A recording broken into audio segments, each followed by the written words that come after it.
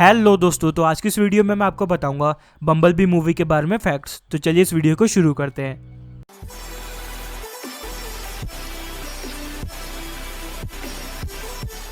तो अगर आप ट्रांसफॉर्मर्स की मूवीज़ के फैंस हैं और ट्रांसफॉर्मर्स की मूवीज़ को देखते हैं तो आपको ये बात पता होगी कि पहली बात तो ट्रांसफॉर्मर्स की मूवीज़ को क्रिटिक्स ज़्यादा पसंद करते नहीं है। और ट्रांसफॉर्मर्स की जो लास्ट मूवी थी जिसका नाम था ट्रांसफॉर्मर्स दी लास्ट नाइट, वो मूवी बॉक्स ऑफिस पे उतनी ज़्यादा चली नहीं। तो पैरामाउंट पिक्चर और हैसबरो कंपनी ने डिसाइड किया था कि अब वो ट्रांसफॉर्मर्स की सीरीज़ को रिबूट करेंगे, क्योंकि ट्रांसफॉर्मर्स के जो डायरेक्टर थे माइकल बे, उन्होंने भी ट्रांसफॉर्मर्स की सीरीज़ को छोड़ दिया था।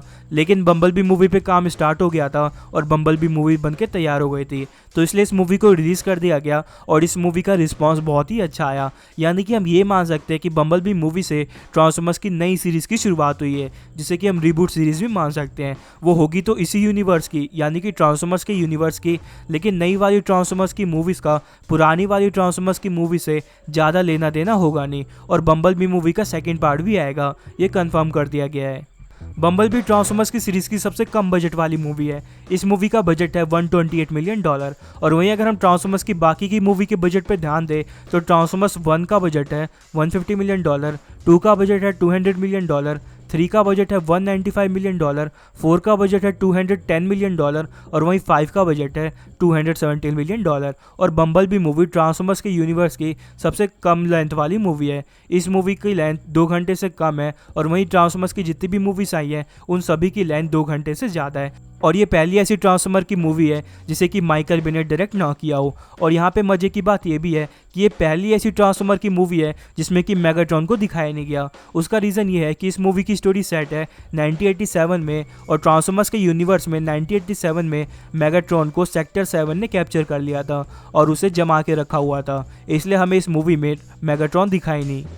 इस मूवी के एक सीन में जब चार्ली अंकल हैंक के पास जाती है तो उनके टीवी पे एक टीवी शो चल रहा होता है जिसका नाम होता है ALF। असल में ALF एक टीवी शो है जिसमें स्टोरी दिखाई गई है एक एलियन की, जो कि अर्थ पे एक फैमिली के साथ रह रहा होता है और गवर्नमेंट कैप्चर करने की कोशिश करती है उसे। और यही इस मूवी का भी एक कॉन्सेप्ट है जहाँ पे बम्बल बी अर्थ पे एक फैमिली के साथ रह रहा होता है और गवर्नमेंट उसे पकड़ने की कोशिश करती है। और इस मूवी में एक सीन है जहाँ पे चार्ली बम्बल बी को बोलती है कि अगर गवर्नमेंट ने तुम्हें पकड़ लिया तो वो तुम्हें एक लैब में ले जाएंगे और तुम्हें काट देंगे।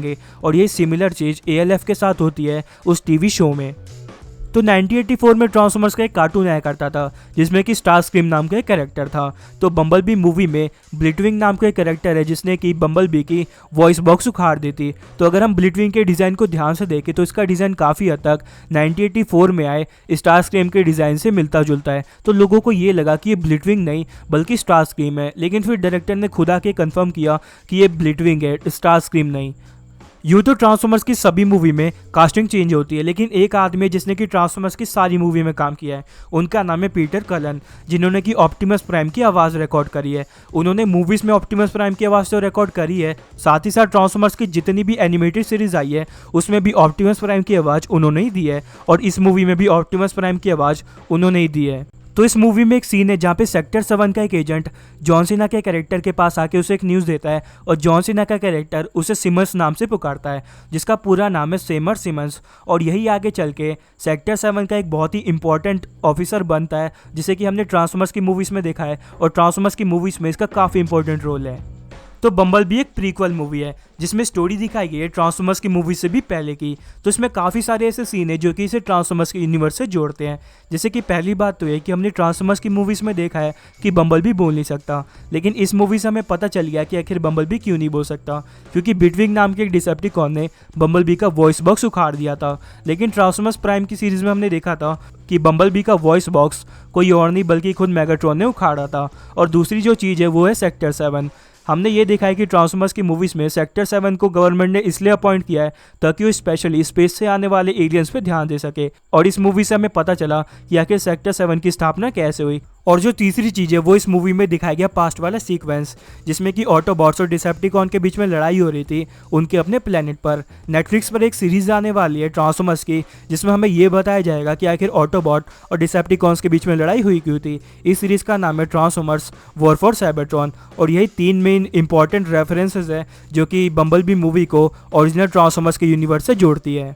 तो अब बस इस वीडियो में इतना ही। अब अगर आपको वीडियो पसंद आई तो इसे लाइक करें और मेरे चैनल को सब्सक्राइब करके बेल आइकन को प्रेस कर दीजिएगा।